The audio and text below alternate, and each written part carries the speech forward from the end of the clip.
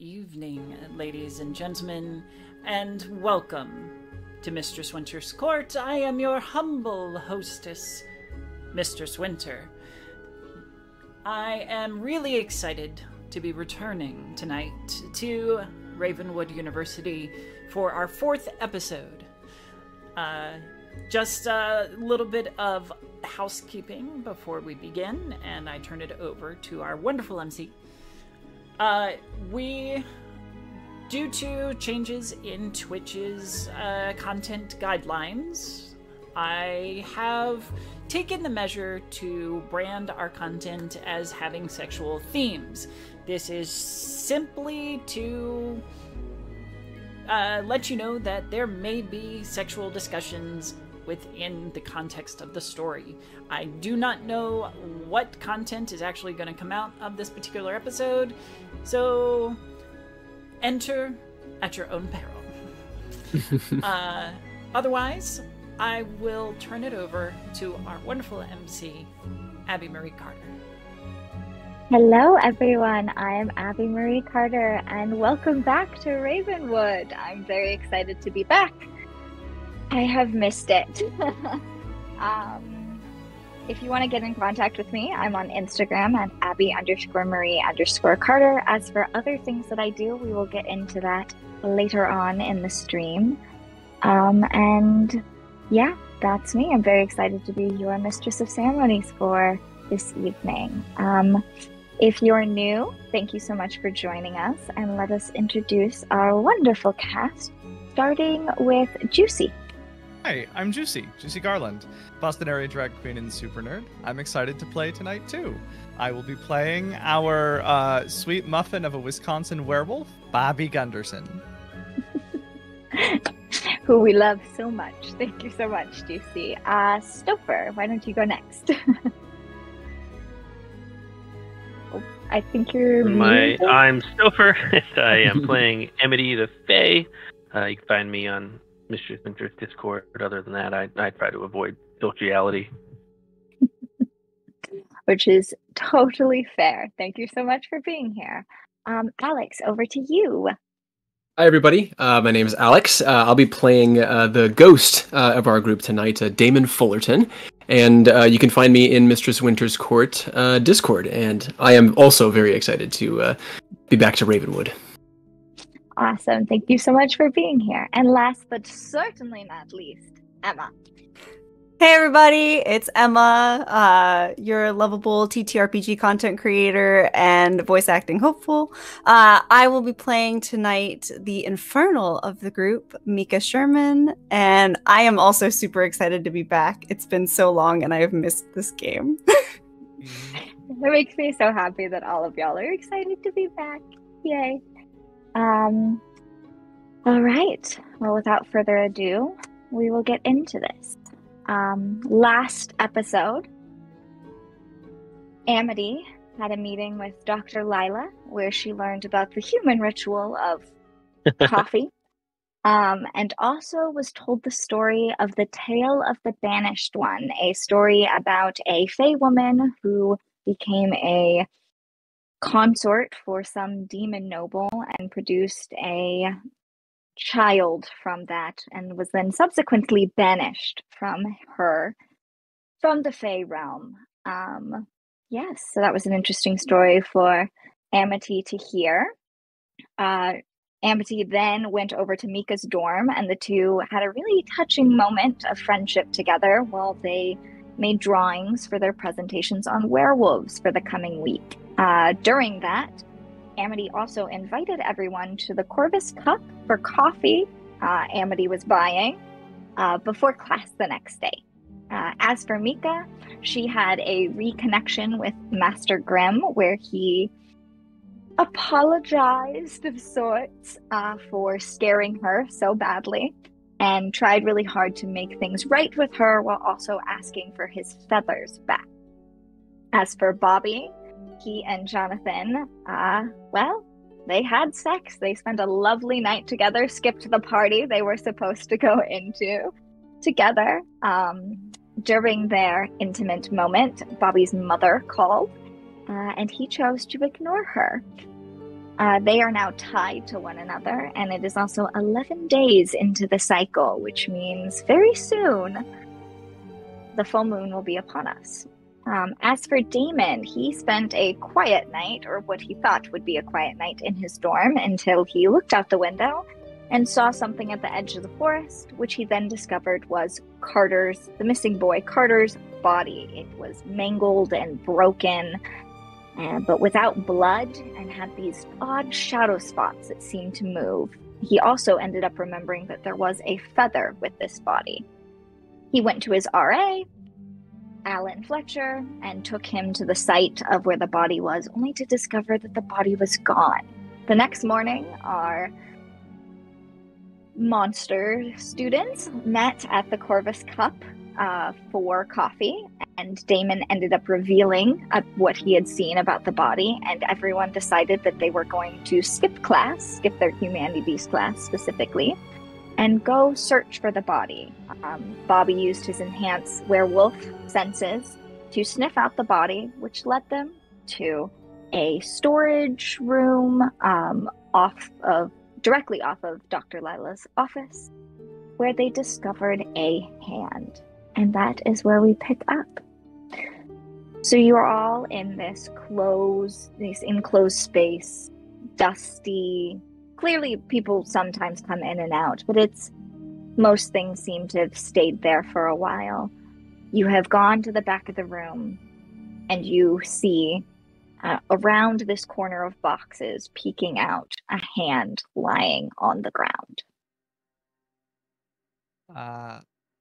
What's that? Amity will go and pick it up.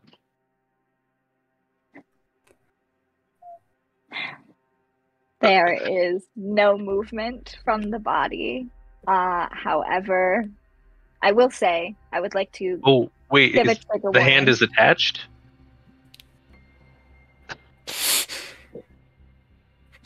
It is not attached, and that is why Okay. I will go ahead and give a quick trigger warning for bodily harm, gore, Body horror. mutations, body horror, that sort of thing. So if that stuff bothers you, please feel free to step away and come back in 10 to 15 minutes or so, and I'm sure this part of the stream will have resolved. So Amity, you pick up the arm, and it comes straight up. You are now holding an arm. I don't want to ask this question. Amity would want to know. Is it squishy? Is it squishy? Like, is it fresh, or like is it dried out? Is there blood leaking from the end? There is a distinct lack of blood. That was going to be my so question. It is a stump of an arm, but it's almost shriveled inside where it's been cut off. There is a distinct lack of blood, but it is twisted and mangled, broken in pretty much every place it can possibly be broken in. Does it smell like? Is it like fresh and just desiccated, or is it like old and mummified? Like, does it smell like an old attic, or? You would know, Bobby, that it smells. It doesn't smell mummified. It doesn't necessarily smell like fresh, as if this just happened, but it's definitely a fresher corpse. Oh, okay, so this isn't like some sort of historic thing. This is new. Is that where the scent is coming from? Is it the same scent, or is this Yes. different? Okay. This is the same scent. Amity will hold it in front of Bobby's face. Give better sense. Yeah, that's what we've been tracking. Amity? Do they normally come apart or come off this way? No. Not Is there a usually, rest no. of the body that it's come off of? What Is else there- is back there? Who do I see? Who is going to? Do you step around? Amity's, the, Amity. boxes? Yeah, definitely Okay. just there. So you will see a ruffled sheet that's kind of haphazardly tossed over body parts. And you would see another arm, 2 legs, and the peeking out of what seems to be a torso. You can't tell if a head is attached because of how the sheet is. All of these body parts look the same, with these, odd gashes that don't have any blood, instead have filled with shadow, are broken in just about every place they could be broken, and a very distinct lack of blood. Amity will say, "Ooh, there's more," and flip off the sheet. Okay. You see the full torso, and the head is still attached to the body. You don't recognize this person, Amity. You don't know who this is, and they're pretty mangled. Does anyone else go around? Yeah. Can I get in there for a minute? I guess. It's a big enough space that multiple of you could go back there. It's just kind of walled off almost by some boxes with a little walkway, so you all could fit back there. Yeah. All right. Bobby's gonna go over and reach in the pockets and look for a wallet or something. Dude, what are you doing? I want to verify who it is. Oh. Okay. Yeah. But what if do I have to tell somebody about this? Well, I mean, it's behind the headmistress's office. She probably put it here, right? Are there any towels or anything in this closet? No. Okay. There's some.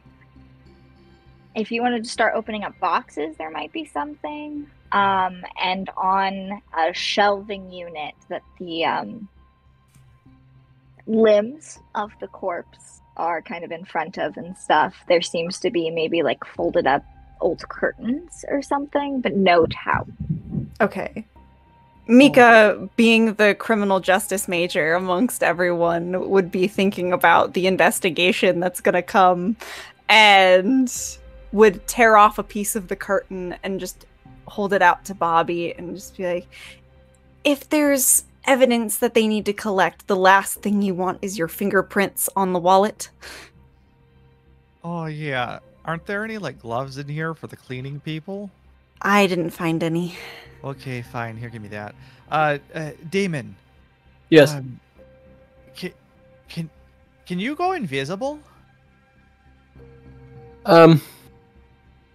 Under certain circumstances, yes, but for the most part, I can.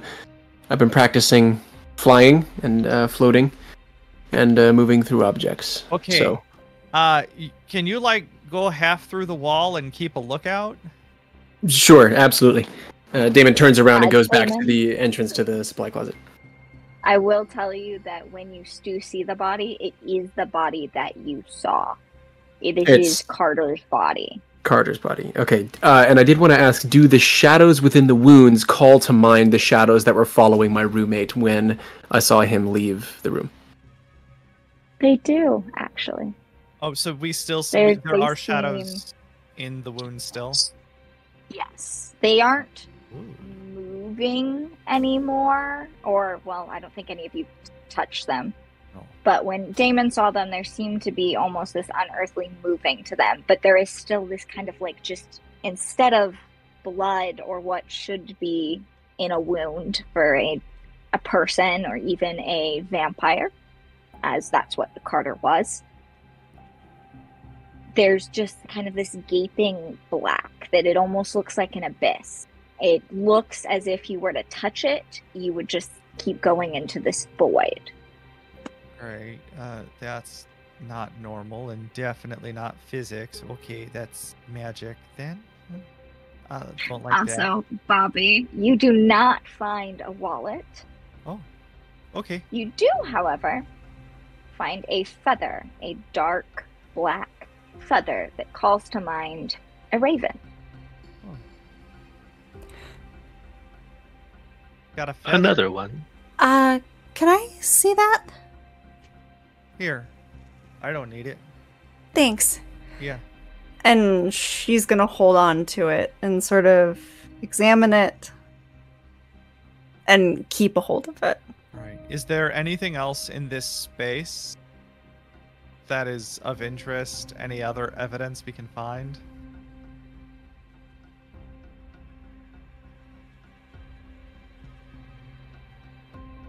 What are you looking for? I want you to roll me a gaze into the abyss and tell me what specifically you're looking for in the realm of possibility that you're looking for. I just want to know, did the headmistress do this?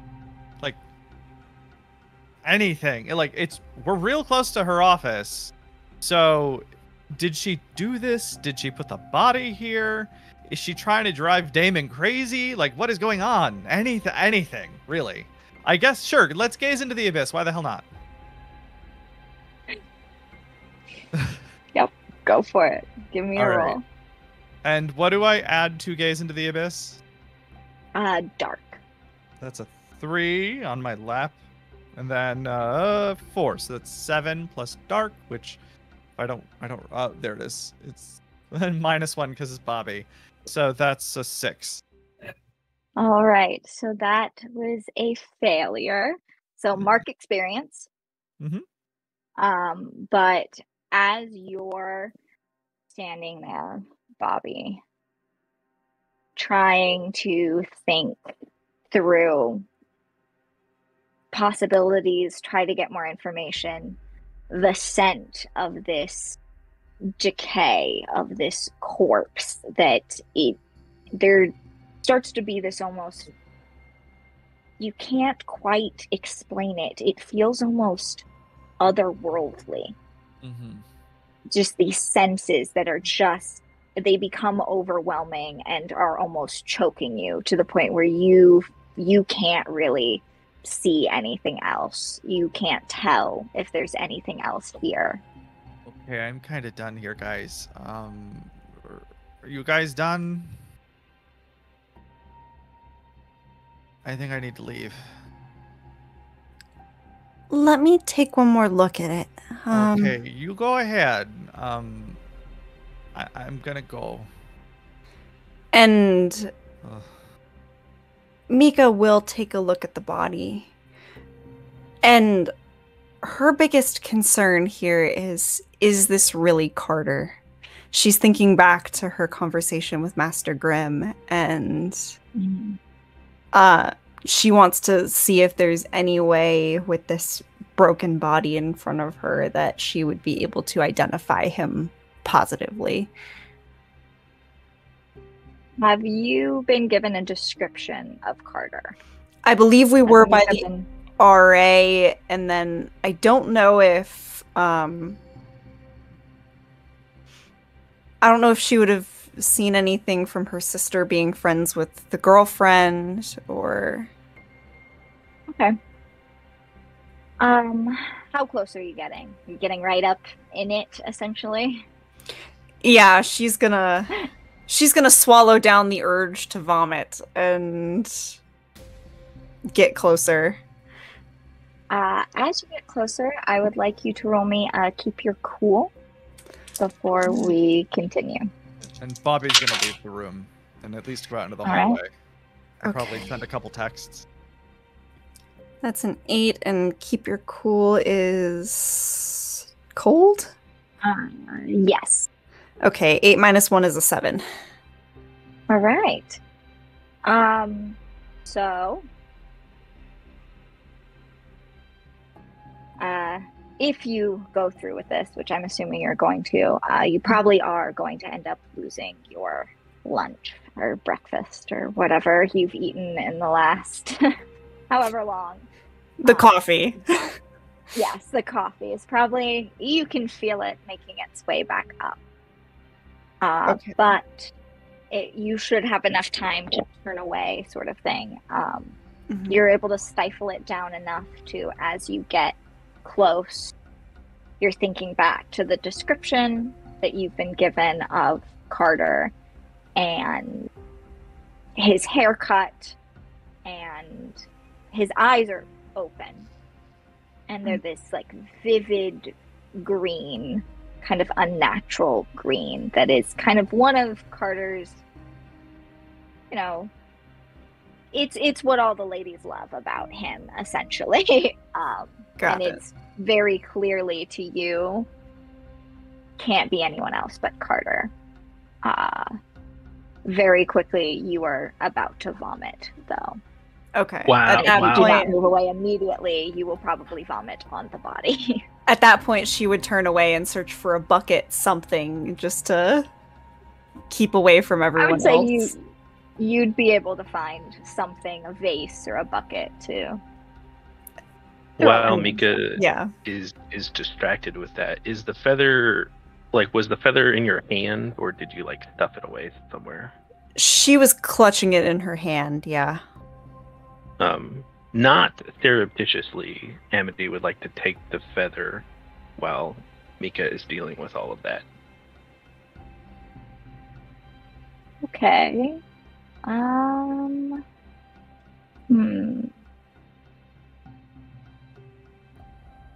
Okay, I'll say you can at least make an attempt to take the feather. Not trying to be sneaky about it or hide it or anything. She just wants to look at it, and it doesn't seem like Mika is looking at it at the moment. I will leave it up to Mika to decide. Hang on just a second. Let me collect my thoughts. Okay. You can try to steal it. Are you trying to I have another idea too. snatch it? No, Amity in the macabre impersonation of comforting someone that they've seen like on TVs or something like that, without really understanding it, still holding the severed hand, is going to pat Mika on the back with the severed hand, see the feather, and go for it. I think Mika would be too distracted losing the coffee a second time because you touched her with the severed hand at that point. And would not put up a fight with you taking the feather. Amity, I would like you to roll me a keep your cool in order to steal this feather. Even though I know that's like not really your intention. Where I was also hoping to gaze into the abyss at the feather if I got it. Okay. Roll keep your cool first, and if you are successful, we'll move on. Plus cool is cold, so thick. 6 is a failure, so Oh, I have a forward, so 7. Okay. Well, that's a success. However, Mika, you feel it being taken out of your hands. You know, Mika. Success with consequences. So, Mika, you can feel the feather being taken out of your hands. However, you are still, like, heaving into this bucket. All right. So, timely forward. Amity. Yeah. Give me a gaze into the abyss and tell me what you're looking to find with this feather. So, having seen it on, in what's his name's hand at the lake, and then on the coin, right? Mostly seeing if it's the same, and then also if like any information would come about that, those 3 points, and anything else Amity might know. That's a 6. Oh, that's 2 6s. And gaze is volatile, so 14. Gaze is actually dark. Okay, then 15. No, sorry, 12, 13. Well, that is a absolute success. All right.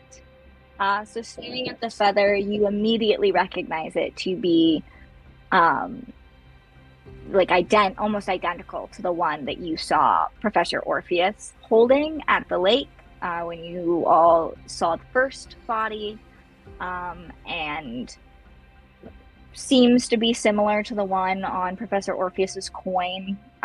Raven feathers are pretty distinct. As you look at it, you're trying to find something that may remind you, like, where this came from, what this means. And what you are reminded of is the statue in Dr. Lila's office of a Fae woman holding a child. Thinking back hard to while she was, telling you the story, eyes wandering, looking at the statue that she was telling you the story about, there seemed to be a feather iconography, a raven feather iconography on the baby bundle that the Fae woman is holding in the statue. Okay. Still just Damon and Bobby. Sorry, I will pause you real quick. Damon and Bobby, you are both standing outside, yes? Yes. Mm-hmm. Yeah. All right. It's a pretty long hallway. There's not really many turns from the front of the administrative building to Dr. Lila's office. Kind of around a corner, but you can just see the front doors. And you would see, and they're clear doors, you would see the door opening and Dr. Lila starting to come into the building. Oh God. I can get back in there and let them know that she's coming. If you can install her. Yeah, I'll do my best. Okay, and then Damon phase shifts through the through the storage closet door. Okay. Sure. Oh, okay, I got it. Okay. Dr. Lila. Oh, Dr. Lila. Good. I'm glad you're here. And I'm gonna run over to her. She will be about halfway down the hallway, clearly distracted, not paying attention to much. But as you run up to her, she's like, "Oh, Bobby, I did not. You weren't in class today. I was worried. Yeah, Are you?" I'm really sorry. I'm really sorry that I missed class. I met with the group, our study group, before class. We were gonna show up, but Damon was sick, and we brought him over to his dorm. He was throwing up and stuff. And we were trying to help take care of him. But we missed the I'm sorry. I was wondering if maybe you had a moment to go over what was in class so I could follow up with them as well and make sure that we didn't miss anything. I'm really sorry. Once I could get away, I wanted to wait for you to get back to your office. I figured you'd come back right after class because I don't think you have any other classes right after, right? No, and I ended class early, actually. There was just several people missing, and I was a little worried. Okay, yes. yeah. But I'm sorry, you said that Damon is sick? He's a ghost, he came down with something. Yes, I don't know. But know. he was still, He seemed to have come down with something last night when he showed up for a study group meeting to catch up on the project, Dr. Lila's gonna study you very closely, as Damon is a ghost, and she's been doing this a little while, and so ghosts getting sick in the way, at least in the way you have just described, is not the most normal thing. So she'll gonna be staring you down. I don't think Bobby even knows enough to know that's wrong. So whatever. He doesn't know enough to be nervous here, I think. Okay. Do you want me to roll something? I'm trying to figure. I think I would like you to make a roll. I'm trying to decide if I think you should make another keep your cool, or if I. Yeah. So, maybe I keep my cool just to try pulling off this shitty lie. Yeah. Go for it. Give me a keep your cool roll. Yeah. 9. Okay. That's a success with consequences. So, Dr. Lila will back down a little bit, knowing that at least you are convinced that Damon was sick. She seems convinced of that, and she'll be like, well, why don't we step into my office to talk? And she will place her hand on your back and start leading you to her office. Yeah, sure. Yeah. Thanks. I really appreciate you taking the time. I know you're super busy. Now we will pause you there. Damon, you have just gone back into this storage room to warn your friends of Dr. Lila's approaching figure. Gotcha. So I go right up to Amity and Mika. It's like, guys, Dr. Lila's coming. We gotta either find a place to hide or get out of here. Okay. Also, Mika, are you okay? No, I got sick. It's not used to Gotcha. looking at bodies. It's fine. Amity, can I have the feather back? Sure. And Mika will take the feather back, and at that point, she will, seeing that Amity snatched it, very specifically tuck it away into like her breast pocket on her shirt. All right. I don't think it's a good idea to go back out through the way we came. Maybe there's another door somewhere, like into Dr. Lila's office, or just another exit anywhere. I am consciously being loud and chatting, so you can probably tell where I am going. What other doors were in there last time? There are 2 doors. There is the one through the front entrance into the room, and there is one, I'm trying to think about it, it would be directly to your left when you're first walking into the room that leads to Dr. Lila's office. It was closed when you guys walked in. Amity will check to see if it's locked. It is in fact locked. Well, I think we're only leaving one way. Unless you can take us all through the walls. I don't think I can do that. I could take us somewhere, but it wouldn't be for very long. Well, as long as it can get us somewhere where we can, it's a bouncing off point so that we can get out of here unnoticed. Yeah, what are you talking about, Amity? Well, in-game, I don't think that they would go into too much description. But out of game, I can spend a string on someone willing and can bring them across the veil to the fairy realm. Last for a scene or 2 before you're both returned to the mundane world. Oh! I assume we would come back to the same place. But... so out of game, do you have a string on both of us? Like, is that something that can... I do, actually. And I didn't need to just use it on Mika, which I was afraid of.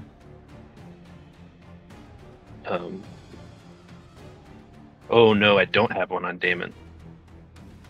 Oh. Only on Mika.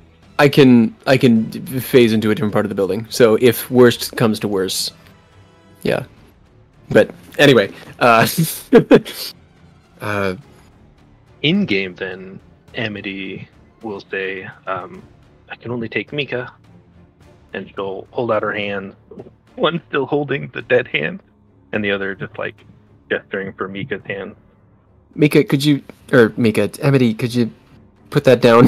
I don't think you need to have that anymore. But it's a clue. Clues are important. You should keep them. It's also evidence if we leave it behind and it has Amity's fingerprints all over it. You're right. All right. Well, could you at least tuck it away? Do you have in your bag or something? What are fingerprints? Oh boy. I'll explain when we go. And Mika will take the hand that is not holding the severed limb. And just be like, "Good luck, Damon." And is like actively closing her eyes or like looking away from the hand to make sure that she's not paying attention to it too much. Amity's ham is a little cold and clammy when you take it. And for those who do have their eyes open, first, nothing seems to be happening as Amity and Mika are both just standing there. Then there's like a slight crack in the corner of the room that might draw someone's eye as it, like, you can see it crack. And another side of the room, and they begin to vine about like they are literal vines growing from the concrete and the wall, and they start to consume the corners slowly, making this very man-made room look like a weathered ruin. And you'll hear strange bird sounds at first that will start to develop into the more naturalistic sounds, but everything's a little off compared to like a normal forest. Slightly different pitches of bird noises, and as the vines that are like fractaling around the wall start to spread more and more, not feathers, what do you call those things on trees? Leaves start to sprout out, like every color but green. And a wide variety of flowers start to bloom and smells take place. And after about like a minute, Amity and Mika will be gone. But for Amity and Mika, everything else will be gone, and we are standing in the middle of a very vibrant, strange forest. That was beautiful. Thank you. That was awesome. Thank you. And welcome. All right, I will pause the two of you there so we can return to your Fae Realm scenes. Damon, what do you have just essentially watched this crack come through. Mika and Amity are gone. I'm gonna go back to Carter's body, and looking. It's still uncovered, right? Mm-hmm. Okay, so yeah, I'm gonna approach the body and then looking, I guess, sort of deeply into the wounds. I want to gaze into the abyss and just see if I can figure out where the shadows come from. Okay. Go ahead. Okay. That is a 7 plus dark, right? Yes. So 8. All right. So as you're staring into these wounds, this fear overtakes you that you're kind of familiar with. You are dead, and so your future is unknown. It's confusing. The darkness of your own death that threatened to overtake you before you came back as a ghost. And it reminds that the darkness in these wounds reminds you of that. It's overwhelming, and the more you stare, the more frightening it becomes. But you get to the distinct sense as you continue to look at these wounds that they are not of this world, that they're not even of the Fae realm of which you've heard so much about. They're not from the mortal realm or the world of the dead. This is something new. This is something otherworldly that you certainly don't know about, and you don't know who would.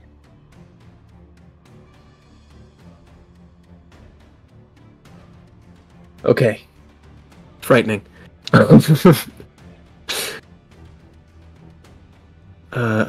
Okay. Yeah, after that revelation, I'm gonna take out my phone, open my notes app, and I'm gonna write down it's just shadows not of this world, just to remind myself of what I learned there, and then I'm gonna head back to the entrance to the supply closet, sort of listen for where Bobby is. At this point, you can hear muffled voices. Dr. Lila and Bobby's muffled voices in her office. In her office, okay. Okay, so yeah, then I'm gonna exit the supply closet, and I'm gonna go stand at the front of the building where the clear doors are. Okay. As you're going through, there's other offices. So as you're walking or floating, I'm not sure which you're doing right now. I'd be walking. As you're walking past, some of the doors are closed, some of them are open and there's no one there, some of them are open and there's an administrator, professor, someone sitting there typing away. You pass one, and the door is cracked slightly, and you hear voices. A voice of a professor, as well as a voice of a young girl. Do you stop to listen, or do you walk past? I don't think that would stick out of the ordinary. I mean, I would assume that it's not my business. They're probably talking about finances or just some class or something that I'm not a part of. So I'd probably just keep walking past. Okay. So as you walk past, you get about a door or two down when you hear kind of a shout from the room, not in like a fear way or something like that, but of just like a, oh my God. And it sounds distinctly like Emily, like your sister. Okay, that's not normal. So yeah, I'll stop, sort of confirm in my brain, like, yeah, that sounded like Emily, and yeah, I'm gonna turn around and go back to the door, and see and listen for the girl's voice again, to as if to confirm that it indeed is Emily. So right now, the girl's voice is silent. You're not really hearing anything. It's the professor talking, which is an older woman that you have had one of your classes taught by. Her name is Miss Florence. Mm-hmm. She is a ghost like you, so she took a special interest in you while you were in her class. She's talking about different things that can harm ghosts, that can make them sick, that can kill them or like eject them from this plane of existence and that sort of thing. Talking about just all these different things that can harm a ghost. That in itself is interesting, but I'm still listening for Emily's voice. And after she finishes her spiel about all of these different things, you hear a voice that is, in fact, Emily's voice saying, "Okay, that's really good to know. Thank you so much for telling me. That's really interesting." Okay. Yeah. My first thought is, okay, what is Emily doing here? So I'm just, I'm not going to intrude. I'm going to let them hash out the rest of their conversation, but I'm going to wait outside the door.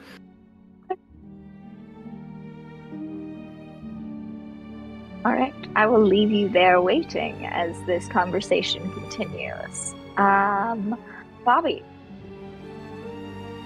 Yeah? Dr. Lila has taken you into her office. She allows you to sit down. She seems frazzled, to say the least. Something is bothering her. And she's pacing as she's kind of talking, trying to recap, losing her train of thought of, oh yes, well I gave most of the class time to work on presentations, and we talked a little bit about werewolves, and Yeah. anyway, you didn't miss much. Okay, but, Dr. Lila. Are you okay? There's just, you said you were friends with Damon, right? Or do you hang out with him? Yeah, we've gotten pretty close, actually, I think. That's wonderful. I'm so happy the two of you are making friends. That's great. I'm sure you're going to go visit him then once see that he's feeling better later. Yeah, I'm gonna go check on him, right away. What is going on? His roommate, Dominic, he's in the class with you all. He seems to be missing. What?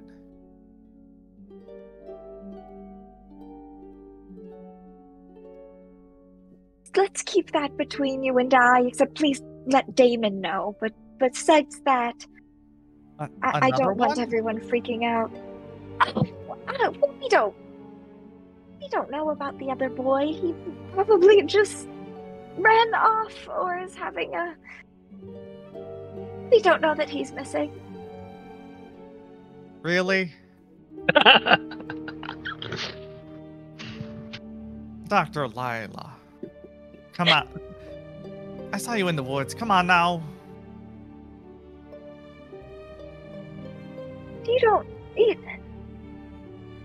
I would like you to give a shut someone down roll. Please. Yeah, okay. Which is rolling with cold. Like, I know Bobby's a sweet muffin of a boy, but he can only take so much. Shut someone down, that goes with cold? Cold, yes. Okay. I'm not gonna get this. We'll see how... No! I got a 3. Total? Yeah. I rolled a 4 minus 1, yeah. Alright. So, as you're kind of saying this, Like...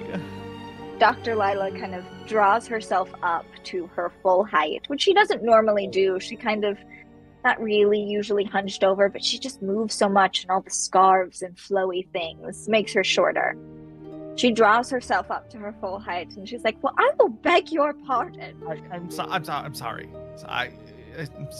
I didn't mean. Ugh. I apologize. Perfectly aware of what is going on, and I would rather you not accuse me of people being missing when they're quite frankly not.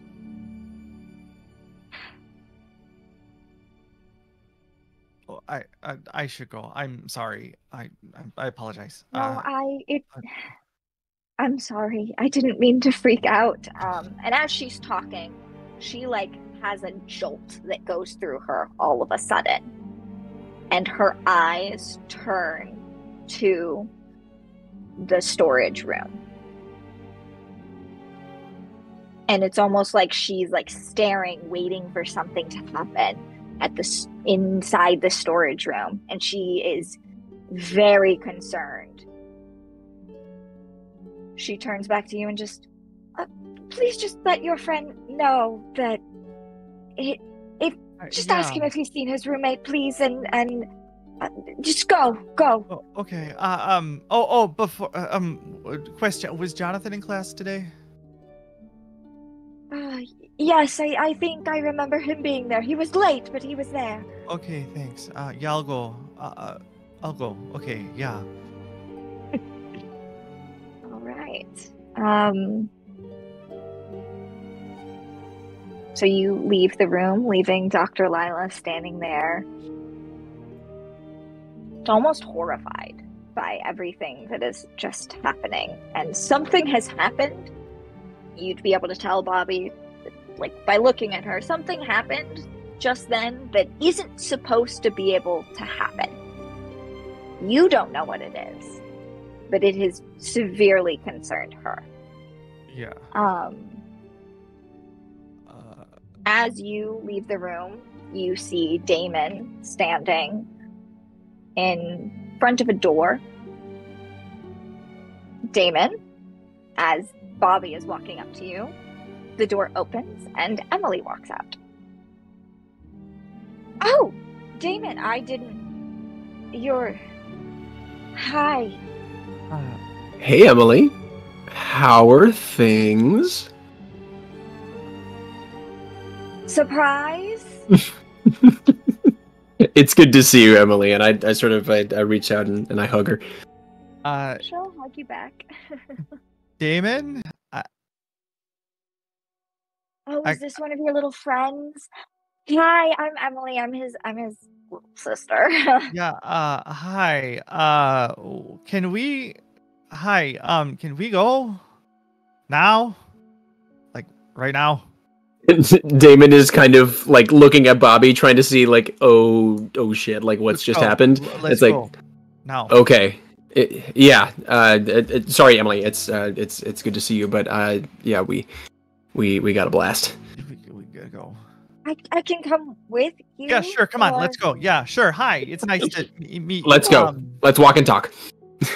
Damon. And she'll follow after. Okay. Damon, you're sick right now. Really, really sick. Just go with it. Okay. That's why we missed class. Gotcha. Also, bad news. Your roommate's dead. Don't freak out. He's just dead. Yeah. Dr. Lila told me to tell you. Did she say where? No, she just said he's dead. I don't know. I don't know anything else. She was apparently surprised. So, I don't know. Also, is that why your sister's here? Hi, is that why you're here? No. Oh. But, is everything I'm okay sorry, at home? your roommate's dead? Yeah, that happened apparently. Holy shit. And who told you? Why would someone just tell you that someone else's roommate is dead? We're friends. And I was in like I don't know. I think that I don't know. Dr. Lila's like an old hippie or something, and she just was happy he had a friend. I don't know. I should go find out if I have a boyfriend. I don't know. I would like to clarify for you, Bobby. Dr. Lila did not say the words dead to you. Oh. So are you telling everyone else that he's dead? Yes. She just said that he's missing. My confusion is his confusion. We're going to go with that because I think this is perfect. Yes. Yes. Good. Yeah. I just wanted to make sure. Yeah. No, because like that whole he's so unsettled by her weird moment that's what's going on here. Yeah. All right. Sounds good. Okay. That just seems weird that someone would. Wait. Oh, hold on a minute. I may have. Oh my God! It's been. Oh God! I'm sorry. Wait, was it dead or? Do people? And she'll look Hold at on. you, Damon. Do people often end up dead at this school? Well, I guess it shouldn't affect you, right? You're already dead. Well, that depends. Wait, I'm sorry. It's not. As well. Wait. Has he gone missing? Yeah, that one. Is it like Carter? Yeah. So he's probably dead. And he turns. I turn back to Emily. There's been an incident. Now this is 2 of students disappearing. I'm sort of looking over my shoulder to make sure Dr. Lila or none of the other professors are around to hear it. But he says we've kind of been roped into it. The professors seem like they're trying to keep it undercover. They're not doing a great job, but we're trying to get to the bottom of it. So, okay. Shouldn't we talk to like the authorities or something? Well, they seem to know as much as we do. Yeah. So, and it's affecting us. So if we can somehow have some sort of insight that they don't, or if we can get to the bottom of it faster, then in any case, it's affecting people close to us, and now it's whatever it is. It's got my roommate now. Yeah. He's missing. That's the word. Yeah. That's the word they're using. And not dead. Right, yeah. We don't know that yet. Sorry. Emily, was it? Yeah, hi. Okay. Yeah, hi, I'm Bobby. Nice to meet you. Nice that Damon seems to have friends finally. I have to be with this on the side of this Dr. Lila person. Nothing Damon wrong doesn't with often him. Why do make people friends. keep saying that? Jeez. I appreciate your vote of confidence. God. Okay, He's I, the one that usually doesn't make friends with people. I don't know. It's his own choice, I guess. he's fine. I like him. Okay, I'm gonna go, find out if I have a boyfriend or something. All right. I don't know what. It's a long story. Well, Oh, also, I forgot to mention, Amity and Mika are in the Fae realm right now. Oh, well, that's nice. So I think, I'm not sure what the rules are, but if they appear back in the supply closet, that could be really bad. Oh, yeah, that would be. Also, hopefully it's not like for 70 years, you know, like that Rip Van Winkle or whatever. Oh, I didn't even think about that. Yeah. Amity did. And you didn't tell Mika? Nope. Oh boy. Y'all lead really interesting lives. Oh, It's a monsters university. I mean, come on. I mean, Yeah, but it's still. way better than like Wisconsin. I'll tell you that much. It's better than Florida, too, honestly. Oh, where in Florida? That's cool. Damon, where in Florida? In Orlando. Oh, that's neat. You must have gone to like Disney a lot as a kid. Yeah, Sure. probably more than most. But, you know, Wow. it's still You talk about it pricey. like that's boring. I like Yeah, Well, mhm. had trees. And like In any case. 10 copies of the same shitty hair metal band. Oh my gosh. So my roommate might be dead. Emily, do you want to join me in looking for him? Sure. Because that's what I'm gonna do with the rest of my day. So Okay, yeah. Don't Alright. you have class? I think this is more important. Fair enough. I'm pretty sure you're excused Yeah. like by the rules. There's like a Oh yeah, I'm did you sick. not read the That's right. student handbook? No, Excuse you me. got like an officially missing roommate. I think that's like one like I don't know. I read the handbook, didn't you? It's got to be in the handbook. I didn't read it. You read the handbook? Yeah, like twice. Oh, you're one of those students. Gotcha. Okay. What is that supposed to mean? I didn't mean that in any sort of offensive way. And Damon just starts like stammering uncontrollably. Oh my god. Fine. Okay. You have a boyfriend that you need to figure out if he's your Well, that's the boyfriend thing. or Is not. he? I don't know. Like I don't know how any of this works. Jeez. You haven't dated much, have you? Does it show? A little bit. Uh, Oh, that's okay. You know, some people are really into the cute, innocent naivete. oh god. I'm screwed. I'm sure he's Uh. into it. Some people are. All right. Okay, bye. Bye. And he's gonna go. All right. Bobby, you're off to see Jonathan. Damon, you take Emily and start searching for Dominic. Yeah, sort of a dual sort of thing. I'm giving her a tour of campus and also looking for the body. As you're walking, she'll kind of you don't seem surprised that I'm here. Oh, well, yes, I am surprised that you're here, but a lot has happened in the past 48 hours, so excuse me if I'm out of it. No, that's fair. And Didn't think a monster university could get any weirder than it already is. Yeah, it can. I thought the same Clearly. thing, but we were talking with Bobby there. We were less than 50 yards from the body of the first student that went missing. You found the body? We found it.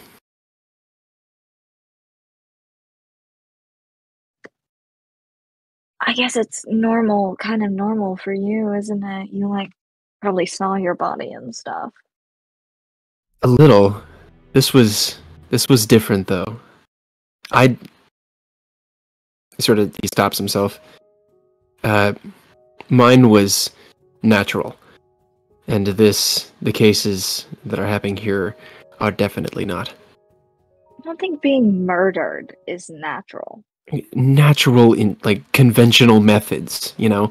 Like, the body that we found has these, like, shadow-infested scars. It was, like, mangled and twisted. It was horrible. It's unlike anything I've ever seen. And despite my closeness to death, as it were, it felt foreign. Something about this body felt foreign. Like it's not from this world. It's not related to monsters. It's not even from the Fae world. Yeah. What else is there? I don't know. That's what we're trying to find out. Alright, well,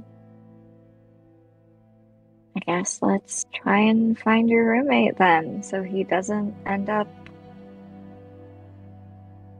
like that other body. Agreed. You have a very So- strange life. You're telling me. Life. Whatever. Yeah. I'm still trying to make heads or tail of it. Anyway, this is my dorm building, and Damon sort of leads Emily through the dorm building. Alright, we will leave you there, leading Emily around and trying to find Dominic. Mika, Amity, you're in the Fae realm. Amity, where in the Fae realm have you all appeared? Is it somewhere random? Is it? So it's probably a clearing that Amity would go to, not too far away from her hometown village area complex, free hive thing, whatever that would be. So probably not too far away from that. A familiar place to Amity,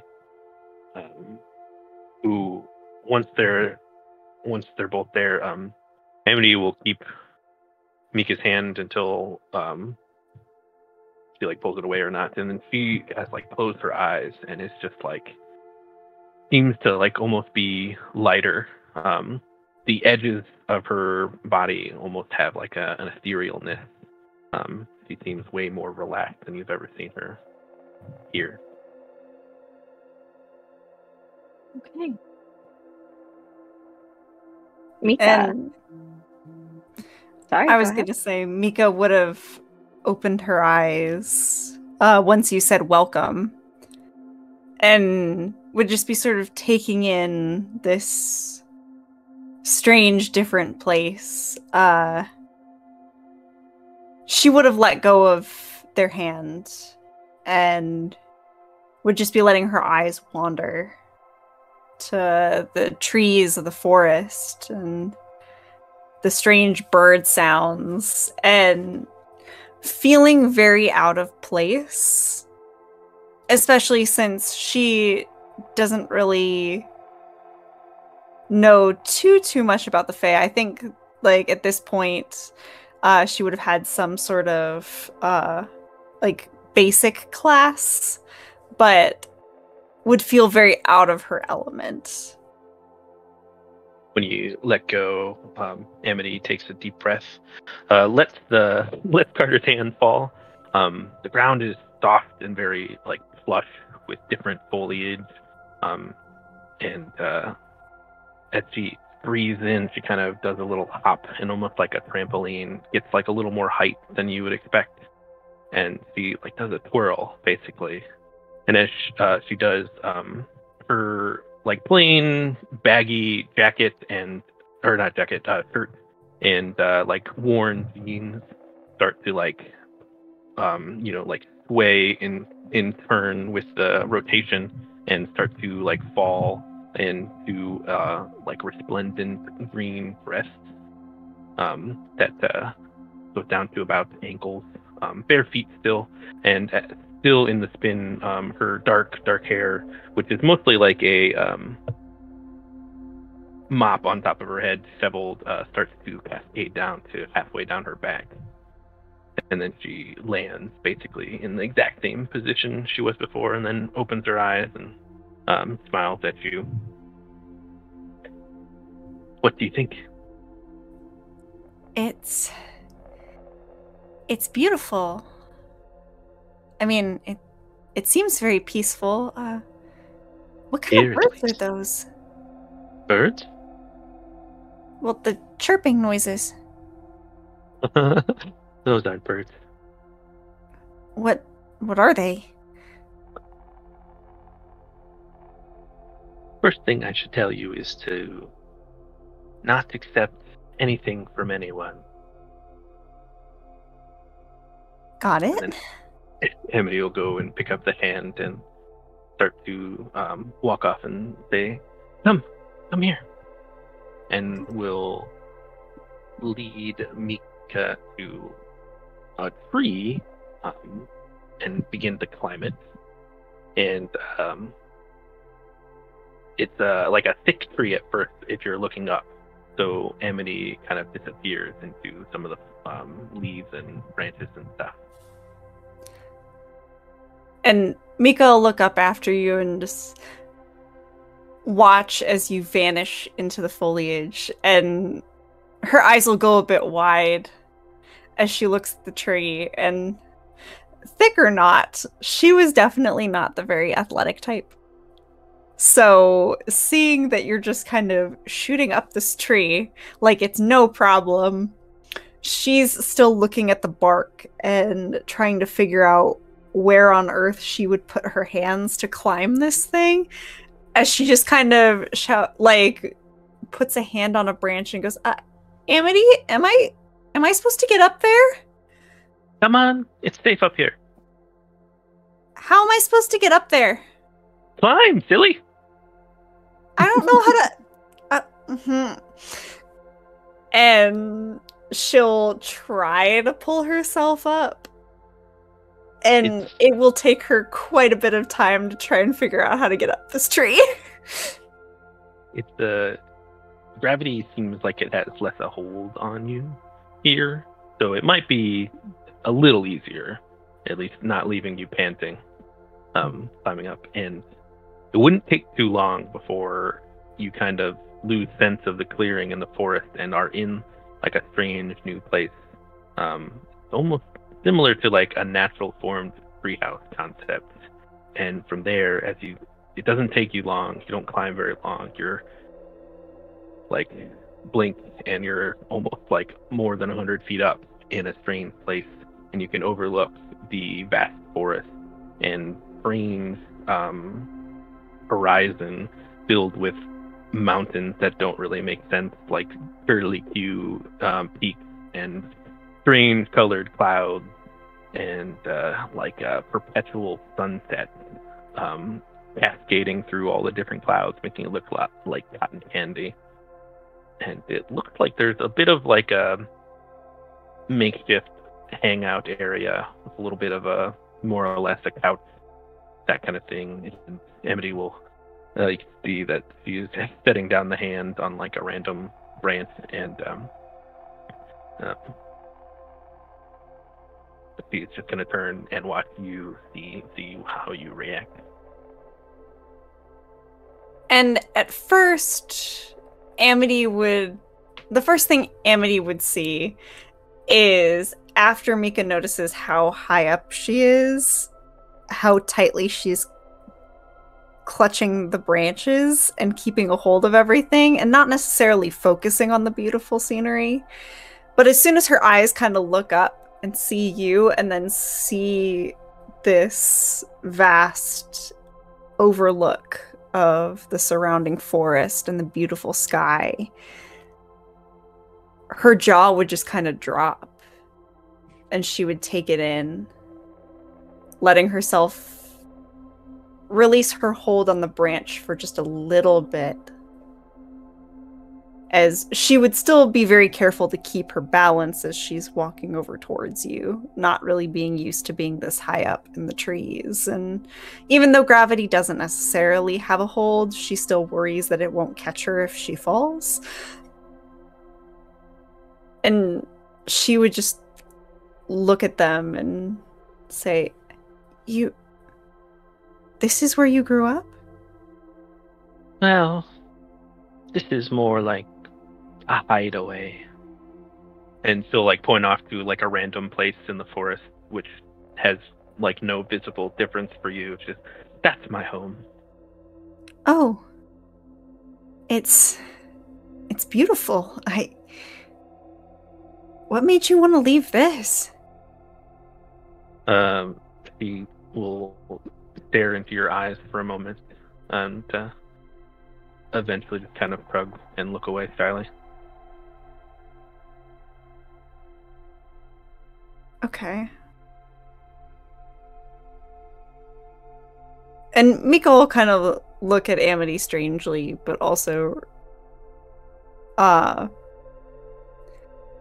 she knows that sometimes there are things that you shouldn't necessarily press on, especially if you don't really know someone super well just yet. And while she feels that Amity and her have gotten closer, probably not that close to discuss past, and she'll nod and sort of leave it go as she approaches the couch area, being very careful to avoid the hand that has been haphazardly dropped in the path. So, how long are we going to stay? Well, it depends. Does it affect how long time passes outside? Yes. Well, I don't want everyone to worry, and I also don't want to risk us. You said we have to pop back in the closet, right? Usually, I come back to the place that I left, but not always. But it's not something I can normally control. But I am still quite a young Fae. Got it. I don't want everyone to worry about us, and I also don't want us implicated in the murder of that kid. So... Amity will step up to you and well, I wasn't my intention to make anyone worry for you, but the only solution I had at hand. That makes sense. Amity, quick question for you. Yeah. How well known is your hideaway? Do any of your Fae friends, or more specifically, does Aunty Opus know of this space? Not really many secrets in Amity's life, so I think that it would be fairly well known. Okay. And this is just her hideaway, or? Yeah. Okay. All right. Continue. Sorry. Please. Why is that feather so important to you? And Mika will pause for a moment. Think about it. I feel like I've seen it somewhere. Insight check. There is no insight check in Monster Hearts. Yeah, I know. I will let you roll a gaze into the abyss.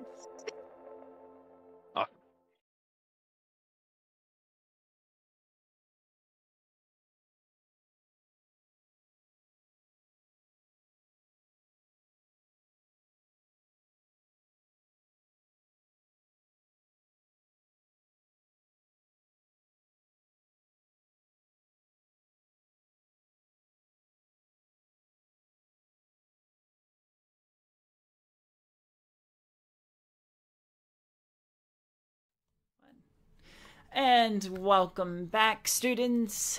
Apologize about the technical difficulties that we've been having.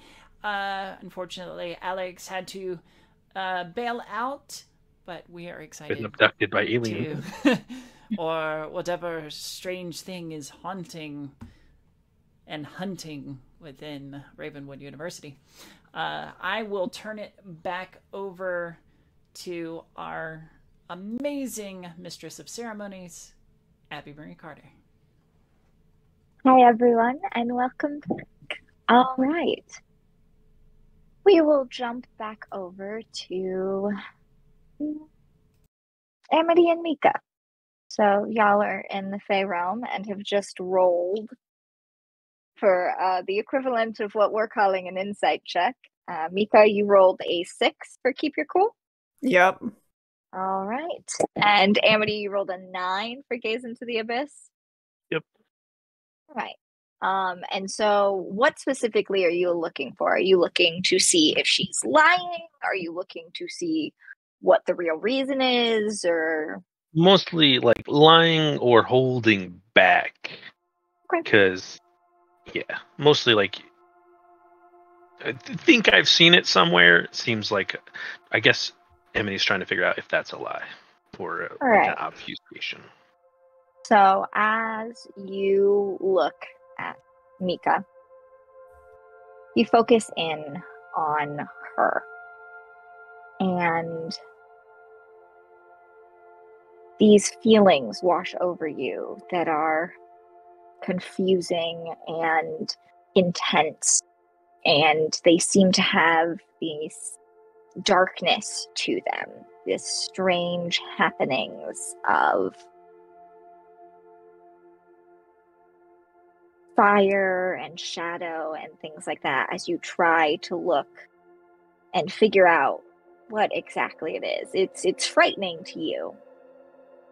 But as you try and push past that and focus in, you do realize that it isn't telling you the whole truth. There's something she's holding back. I'll make you a deal. If you tell me where you have seen this, I'll tell you where I've seen it. Mika will raise an eyebrow at Amity at that point. She was kind of stumbling through that explanation to begin with, trying to figure out where she would go with it. But now that Amity's saying that they've seen it also, Mika would kind of look, consider it for a moment. You told me not to accept anything from anyone here. Does that include you? And the most wicked grin you may have ever seen in your face, or ever seen in your life, appears on Amity's face. Oh, you're good. But... And her voice gets a little raspier for a second, and when not trying to clear it, it does clear on its own. But I don't wish you any harm, I promise. And a promise here is a promise. Okay.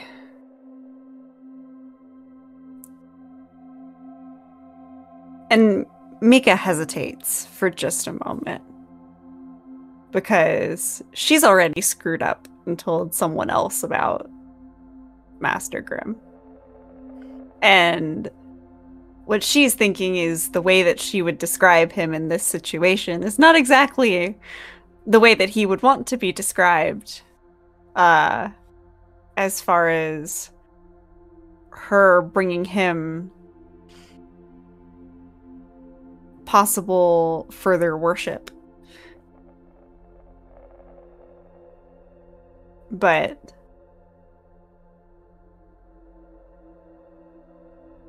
she also feels that in that moment,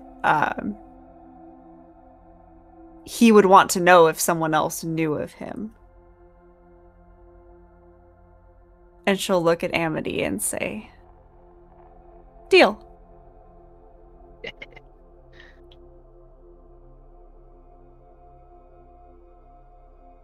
You first. Oh, no. Deal was you tell me and I tell you. Fine.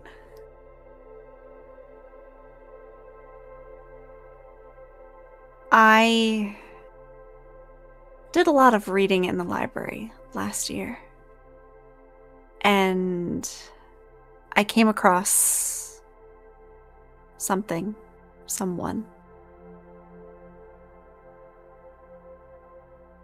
Reading through the Grimm's fairy tales. And the feather belongs to him. Yeah.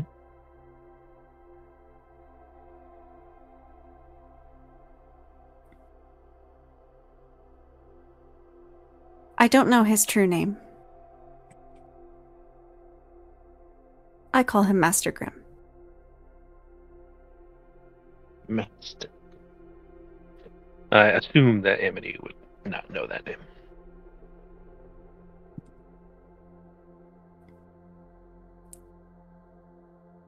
And you said it was his symbol? Is that what you had phrased as? The feather belongs to him, was exactly what she said. And you've seen this feather design on him? I have.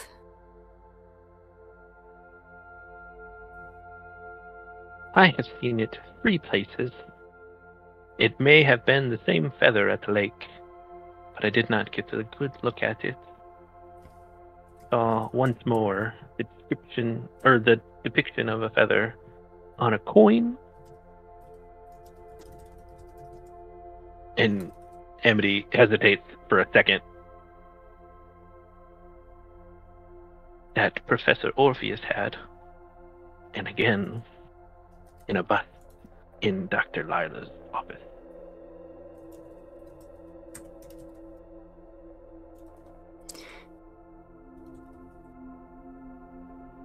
And Mika will look confused when you mention the bust in Dr. Lila's office. Like a statue? Yeah. Of what? It's a Fae woman holding a bundled baby. And that's where the depiction of the feather is on the bundle, right? Or, yeah. Huh. Do you remember who had the feather at the lake? I do. Who was it? Amity will raise an eyebrow. To stretch the moment out for a sec. Professor Orpheus. Mika will nod a little bit. I don't know if... Would she have ever taken any classes with Professor Orpheus at all? I think she took a... I don't know where my notes are. I'm pretty sure Mika took a English class from Professor Orpheus. I remember you saying he was English teacher. Yeah. Got it. She'll nod a little. Okay. Interesting. Is it? As y'all continue to talk, a voice, with a lilting voice and a hum, starts to be heard. Moving, Oh, joy. moving towards the two of you. Mika, as soon as the humming reaches your ears, there's like this excruciating pain that comes with it almost. Just, it's like you don't know where the sound is coming from, but you need it to stop. Amity, you recognize the hum as coming from Aunty Opus, and she is moving closer. Oh joy, the song begins. And And- as she... Sorry, go ahead, Mika. I was just gonna say, Mika wouldn't even hear what Amity said at that point. She would be clutching her ears, just trying to get it to stop.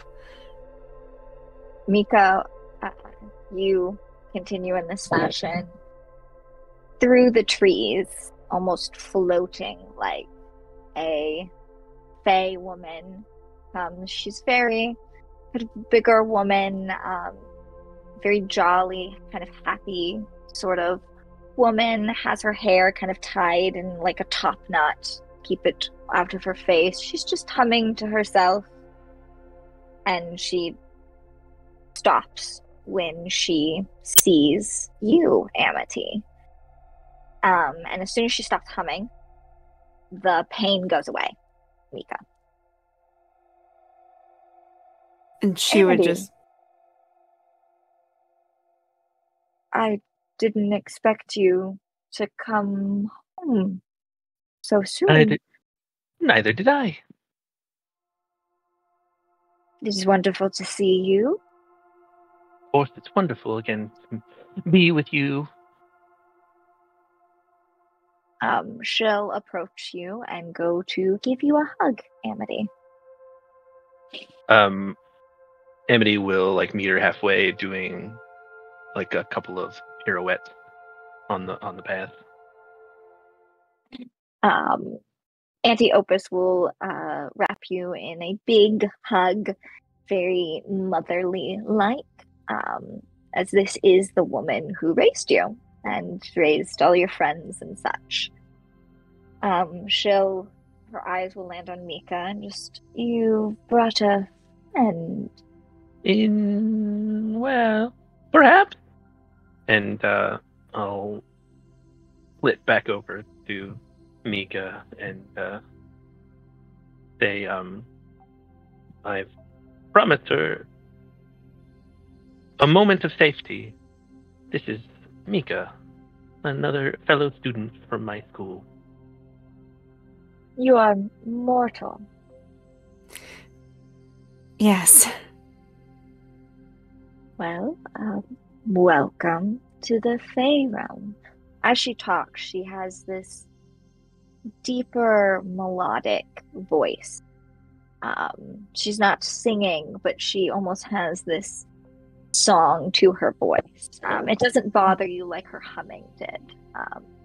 And she kind of watches you, kind of sees the pain still etched on your face a little bit, and just, I apologize. My voice is not meant for mortals to hear. If I had known that you were here, I would have made sure not to hum. I know it can be quite painful for mortals.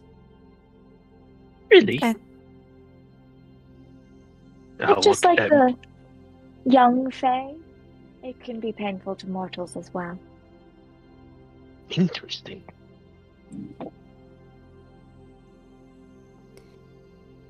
It's all right. But then again, as you said, I'm not normally supposed to be here. So, But it's lovely to have you. We Fae normally like to share a realm with whoever wants to be here. Amity, have you Yes, been indeed. getting my messages? Have I? You have not. Okay. Messages? I have received no message. That is strange. Though I did find it strange that you'd never responded. Very odd. I will... Most peculiar. A mystery inside of another mystery.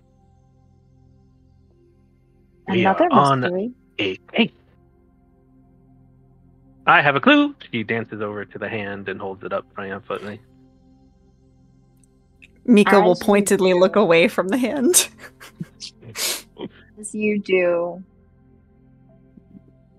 she's at first amused by this and just, this is what Amity does, and it's very normal for Fae and whatever. but as her eyes zero in on the arm that you're holding, her eyes just go dark and just, where did you get that? Amity will like hum in a discordant, worried note, and from our school.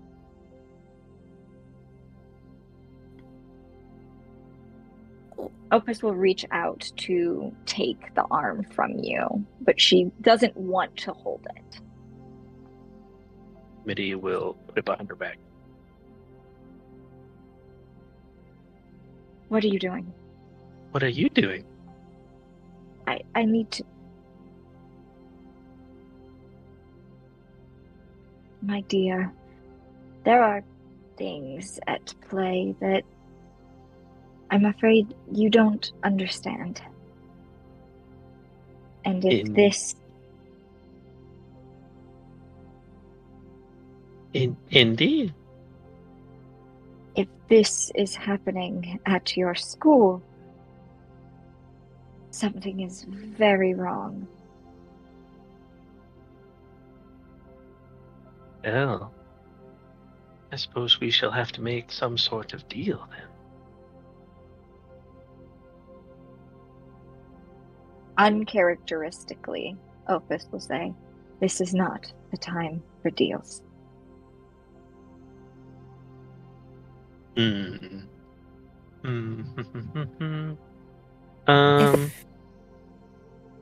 I may, if you're that worried, then what is it? I'm not sure I know how to explain.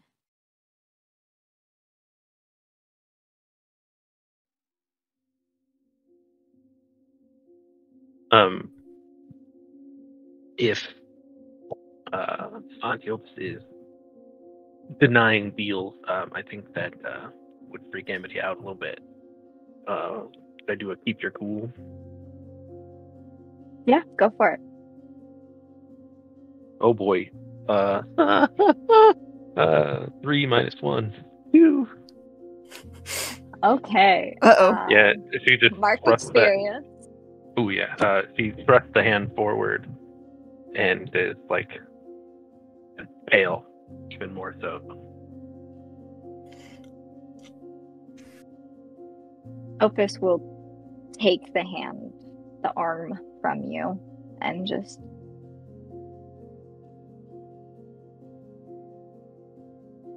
There are things at play that I'm truly not sure how to explain to you. You should be unaffected, but you need to be careful. Can I keep this? Amity just nods.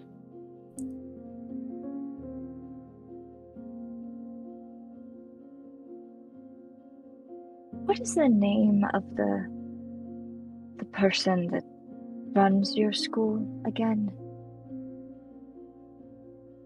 Dr. Lila. Do I know her first name? Yeah, or full name? Probably. I don't know if you'd remember it, but she introduces herself as Lila Allaire, but she goes by Dr. Lila. Yeah, I think she'd remember, so she'd say Lila Allaire. Very well. Amity, be careful.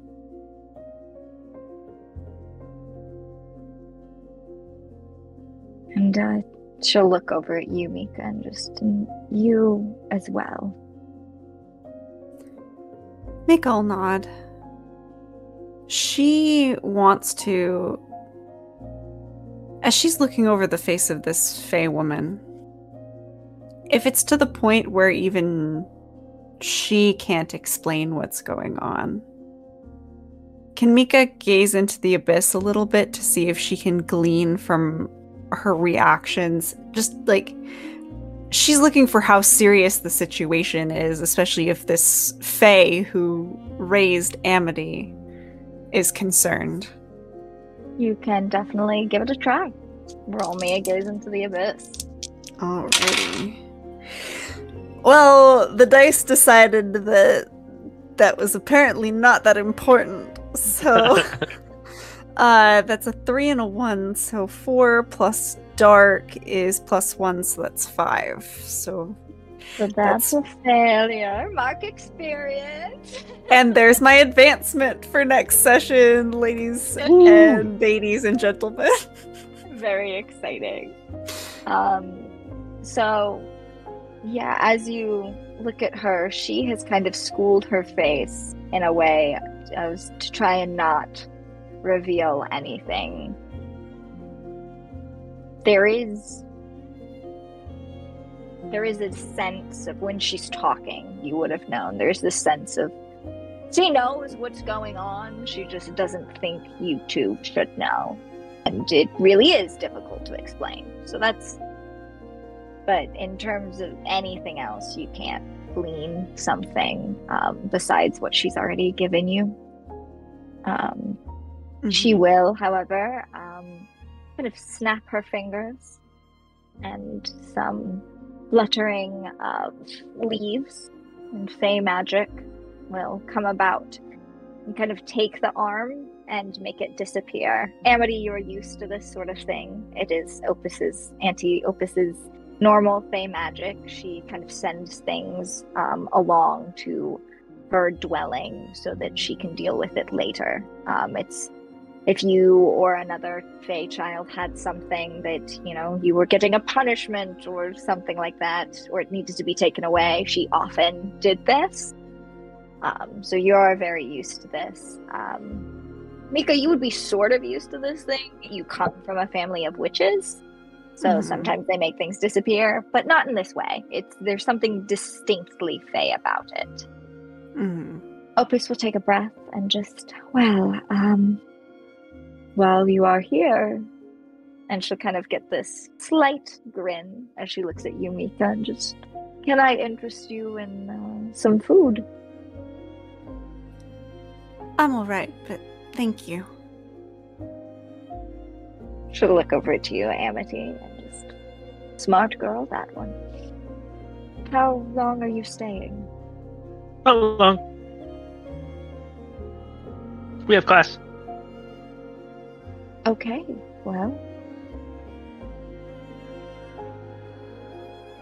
I hope you can come visit again soon, or I figure out how to make my messages go through. I hope so.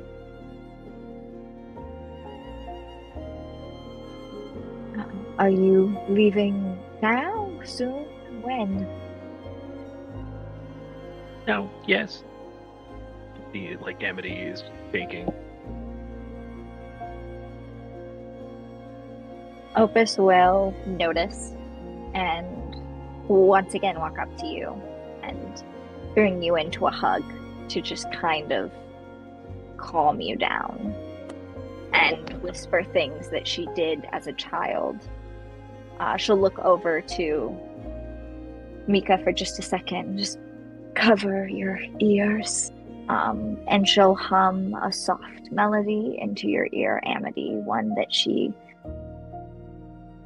sang to you, hummed to you a lot as a small child to just try and get you to calm down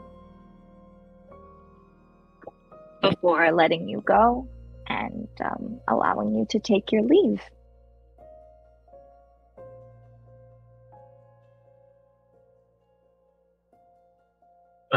Amity will take Mika's hand and pull her out of the tree hideaway and get lost in the woods, which will slowly fade away. I was hoping I could do maybe a gaze into the abyss to try to not come back in the supply closet. Even if we are in the hallway right outside, it would at least be a little less ending above the body.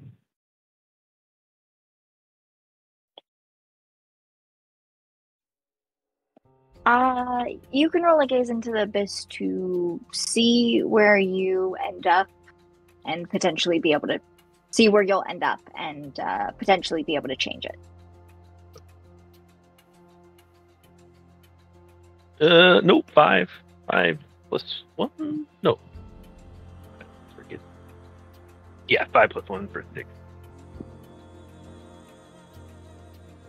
All right. So you are still too freaked out by Aunty Opus denying a deal?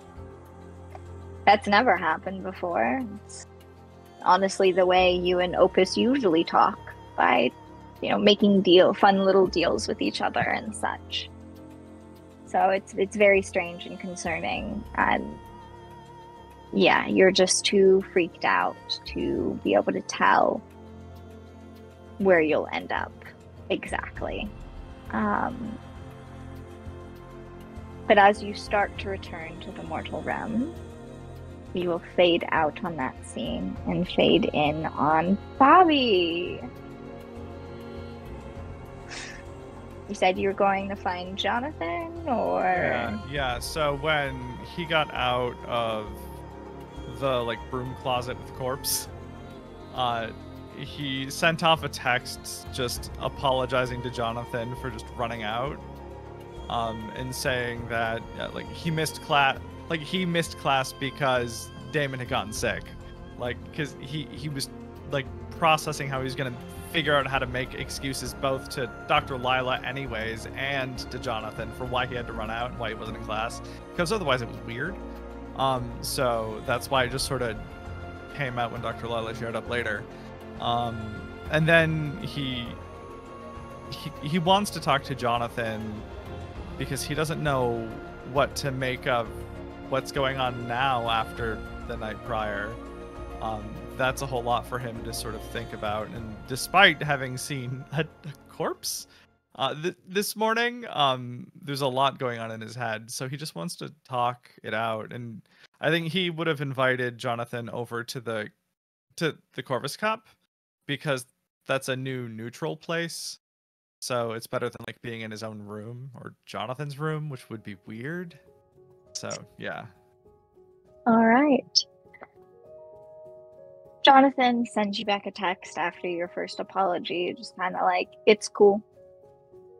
Oh my god, what does that mean? And when you ask to meet and set up the location, he'll send you back a time, which would probably be in the evening after class. Oh god, I gotta worry about this all day. So I won't beleaguer that point, and we will do a little time skip to that evening as Mika and Amity are having fun in the Fae realm, and Damon is freaking out about his sister. Yeah, and his missing roommate. Yeah, yep. So yeah, you show up to the Corvus Cup, and way too early. Jonathan is not there yet. Yeah, I'm just gonna wait and maybe have a cup of coffee and probably eat something because I'm not having dinner, clearly. Oh my god. Yeah. You wait. Let's say it's about 5:30, and you set the time, and he set the time for 6. So 5:30, 5:45-ish. Way too early. Time passes by. The lovely women, the lesbian couple that runs the Corvus Cup, kind of notices how freaked out you are, and they're just kind of watching you. Do you go up in order when you get there? Do you just sit? Yeah, no, I definitely go in and at least have a cup of coffee and I don't know, a pastry or something. Okay. Yeah. When you go in, Diane, the woman who is a Ravenwood, everyone kind of knows this, and is a shapeshifter herself. She shapeshifts into a raven, specifically, actually, which she sometimes does for customers to entertain when there's no mortals in the shop. As you're coming to collect your coffee, we'll just kind of, "Are you all right, dear? You seem a little freaked out. No, I'll be okay. Thanks. It's been a weird day. That's all. Just a weird day. Just a little stressed and I don't know. I'm just checking on my customers, that's all. No, thanks. That's really kind. Yeah. I appreciate it. Of course. And she'll let you go with your coffee. 6 o'clock rolls around, and Jonathan is still not there. Okay. I'll give it a couple minutes. 6:05. He's still not there. I'll text him. Hey, what's up? Are you running late? You'd receive a response for about 5 or so minutes. So it's pushing 6:10 now. Huh? And you receive like, sorry, got caught up with something, on my way. Okay. Closer to 6:20, Jonathan finally rolls up. Okay. And as he walks in, you can see he parts ways with someone. You don't really get a good look at them, but it seems to be a young girl, and she seems to be wearing the same outfit that you remember Damon's sister Emily wearing. Oh. As Jonathan walks into the shop. But as soon as he sees you, his face kind of lights up in this big old smile, and he like rushes over and he's like, I'm so sorry, I got caught up with something and I didn't mean to leave you waiting. I'm really sorry. Hey, what's up? Nothing. You wanted to talk, right? Yeah. I don't know. I wanted to just check in. Sorry that I had to like run out in the morning. It's cool. I've done it enough times. Okay. Yeah. I don't know. I wanted to. I don't know. That was fun and all last night. I just really fun. I just wanted to. I don't know. Talk because this is all new and stuff. And I don't know. I kind of like you, and you seem to kind of like me. And I wanted to know like what's going on. What is this a thing? Like, He'll like lean forward on the table, getting like really close, and just, Bobby, are you asking me to be your boyfriend? Well, yeah, I'm asking if you wanna be. I guess. Yeah. He'll kind of point to the hickeys on your neck and just. Does that not give you enough of an answer? I don't know how any of this works. Yes, the answer is yes. Okay. I would like to be your boyfriend. Okay. I'm sorry. Okay, cool. Great, because I like that. Yeah. Yeah, me too. Okay. Yeah. Great. And he'll give you this like just big old smile. He seems to be just ecstatic about this. Great. Well, I'm glad because I really like you. You know. And I really like you. Okay. Well, I guess I don't need to belabor it or anything. I just wanted to. I don't know if this was a thing. I've never done this before. That's fair. I guess I didn't make it super clear, but yeah. Okay. Cool. Hey, we're boyfriends now. Nice. Yeah. And he'll kind of take your hand on top of the table and just start asking you questions about your day. It was odd. Yeah. I guess I'm not supposed to tell anyone, but Damon's roommate went missing too.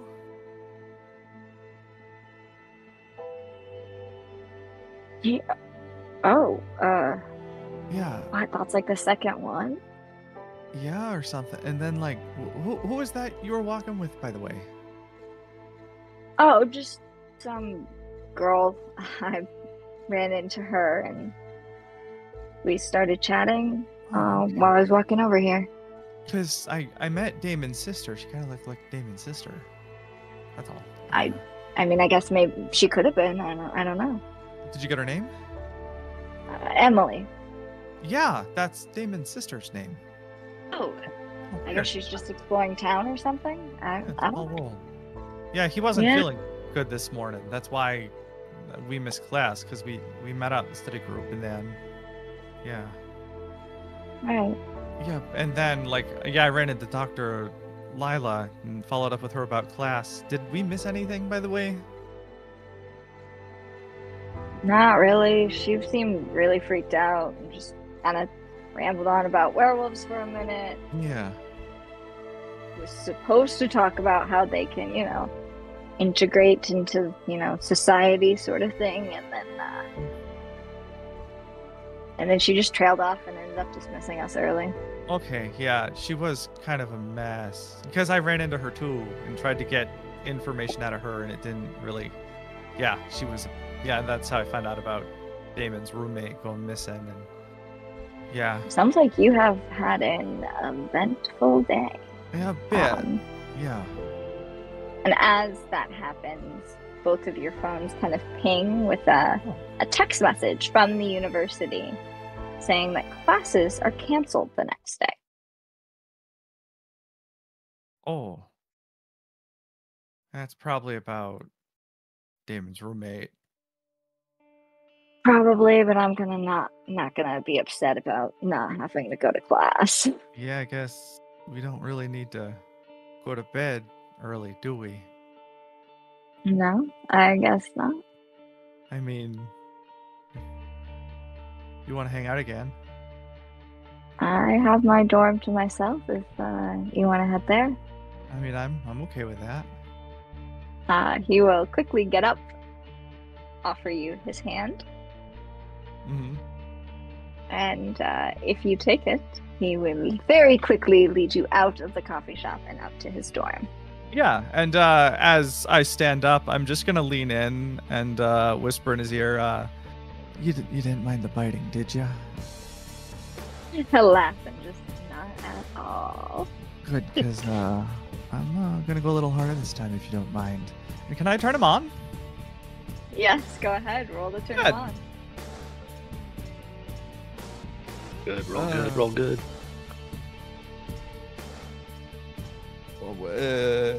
Yeah, I got a 7 because my hot's +2.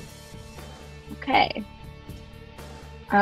So he can either give you a string, or you can choose that he gives himself to you, he promises something that he thinks you want, or he gets embarrassed and acts awkward.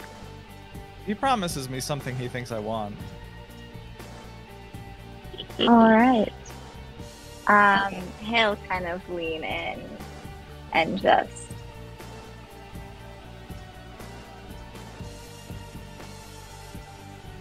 I guess I can be your chew toy for a night. Good boy.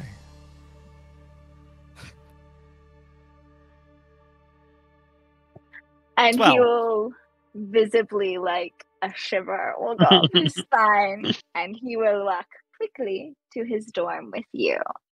We will end that scene there. Amity and Mika, you all show up back into the mortal realm, right outside of the storage closet room. Dr. Lila's office is to your right. And if you turn and look, you can see the little, like, pull-away calendar that she keeps right next to her office door, so kind of anyone walking can see what day it is. And when you would look, you would see that the date says that it is now Saturday, you all would have left for the Fae Realm on that Thursday, and it is now Saturday. And that is where we will end for tonight. Grr. Oh no.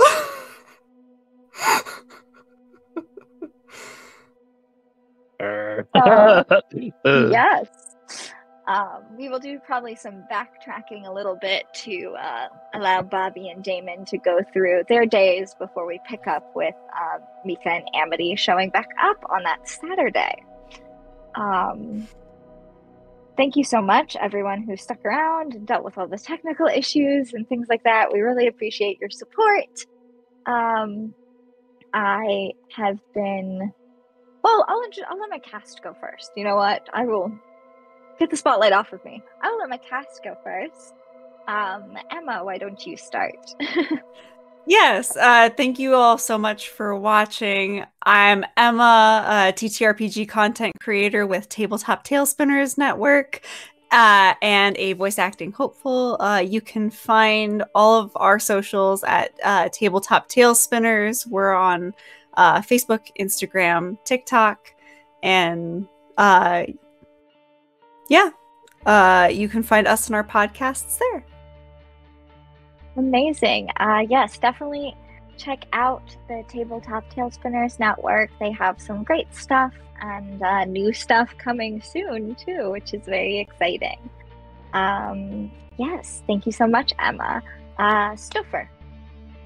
I am Stouffer. I've played Amity the Fae, and I can be found on Mr. Winter's Discord. That's about it for me on social. Amazing. Thank you so much, Stouffer. As always, amazing to have you. And last but certainly not least, Juicy. Hi, I'm Juicy. You can find me on the twitter.com at juicygarland and on Instagram at juicy.garland. You can also find me on Fridays at Cybernation Uncensored's Twitch channel playing Cyberpunk Red in space. And then you will find me next Wednesday on the YouTube playing the final and third installment of a Saga's playtest game, which has been super fun, also in space, as a grumpy space lesbian who is also from Boston. Go ahead, on the Saga's note, we have a game, I guess maybe you'll be talking about, we have a game on Saturday. Oh, nice. Yes. Yes, thank you so much, Juicy, and as always, amazing to have you. I have been your Mistress of Ceremonies, Abby Marie Carter. If you want to get in contact with me, I am on Instagram at Abby_Marie_Carter, and I'm also in Mistress Winter's Court Discord at Abby Marie Carter. If you want to see more of what I do, I have been on several of the Tabletop Tuesdays. Took me a second to remember what it's called. Here on Mistress Winter's Court, I play a doll come to life named Ahira on the Facet every Monday here on Mistress Winter's Court. She's super fun to play and a big old sweetheart, but will also stab people that hurt her friends. So if you're interested, come check that out. We are literally in the middle of a combat where Ahira is ready to kill some people. No spoilers, I'm behind.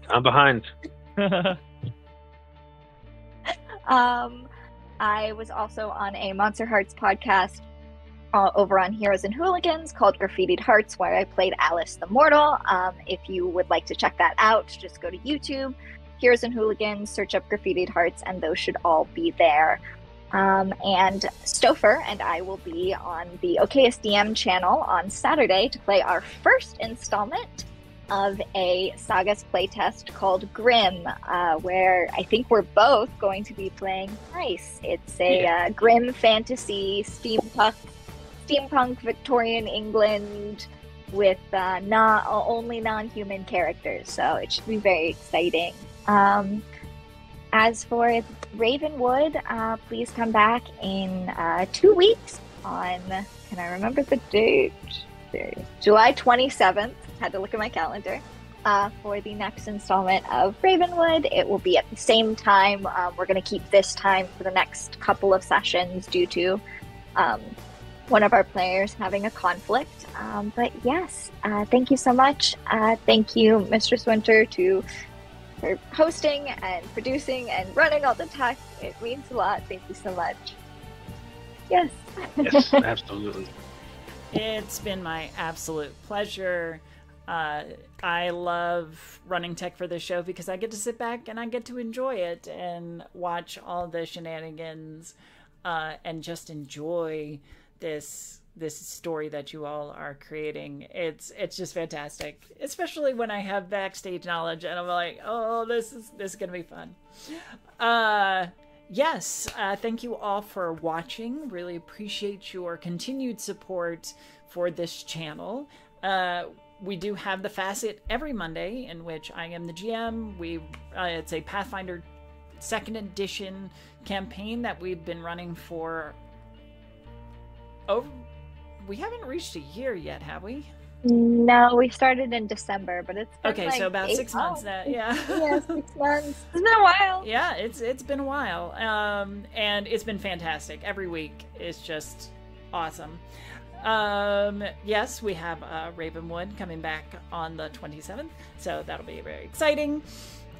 And back on the note of the tabletop tail spinners, there is new content going to be coming up very soon that I will be emceeing a Monster Hearts podcast. More details to come out about that, and you will see plenty of promotions and advertisements for it coming in the near future, so be on the lookout for that. Sagas, that was mentioned previously, I will be running a Horizon Zero Dawn edition of the game, and it's really exciting. I've been throwing a whole bunch of homebrew stuff at my players so that they can get their characters ready, and we will be premiering that on this channel in the 3rd week of August, I believe, so keep an eye out for more information on that. Until next time, we hope that you have a great couple of weeks, and may the dice roll ever in your favor. Have a good night, everybody.